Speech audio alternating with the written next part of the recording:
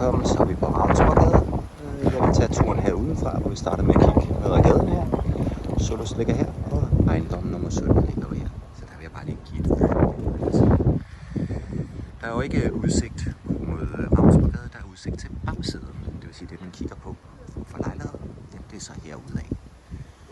Så nu tager jeg bare lige turen her og tager elevatoren op, så man får et indtryk af, hvordan det her fungerer.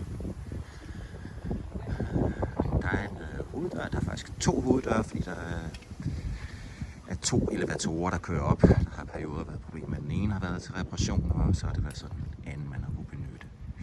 Døren er åben mellem 8 og 18 eller 8 og 20, og derefter der kræver det, at man har en nøgle for at låse sig ind.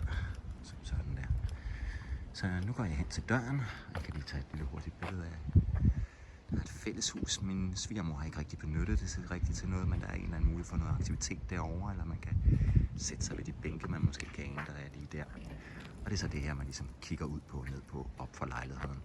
For lejligheden, den ligger helt deroppe. Det øverste vindue, det er lige deroppe. Og hvis jeg går lidt over på siden her, kan man sige, det er det andet øverste vindue, der er deroppe. Så der er 2 vinduer i lejligheden. Nå, jeg skulle jo prøve at tage en elevator, så jeg går hen mod døren og satser på, den åbner sig selv. Det gjorde det. Man kunne jo også, hvis man ikke er til elevator, bare tage trappen. Nu prøver vi elevatoren her nu her. Så sætter vi den til 3.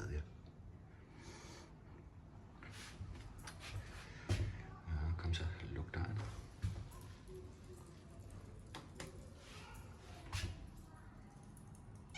Så har jeg lukket døren af sig selv. Og vi kører op.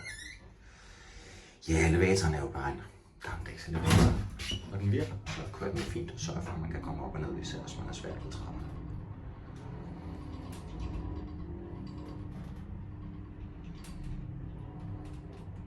Og nu er det første sal.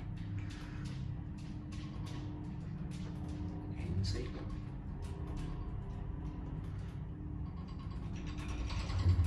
Og så er der holdt her på 3. sal. Og så åbner i den anden ende. Og de åbner automatisk. Der er sådan en mellemgang her, og der er så en svalegang, hvor lejligheden nummer 36 ligger hernede for enden, og en tilsvarende svalegang hernede af, hvor man så kan gå hen til den anden elevator og anden opgang. Der er ved alle døre sat de klassiske hospitalsstænger, hvor man bare kan trykke her, og så åbner døren sig af sig selv. Dem, der så bor her på svalegangen, jamen, de har så mulighed for at have et eller andet stående udenfor, hvor de kan sidde her og kigge. Det mulighed er der ikke på samme måde for min svigermor herinde i den lejlighed. Det er sådan udsigten her for svalegangen.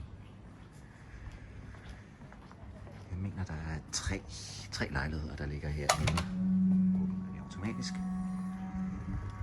Ja, yeah. Her ser jo sådan lidt institutionsagtigt ud, men ja, velfungerende. Og 4 lejligheder ligger der faktisk her. Og det er jo så lejligheden, det handler om, men den vil jeg skyde i en ny video, så den kommer for sig. Slut for nu.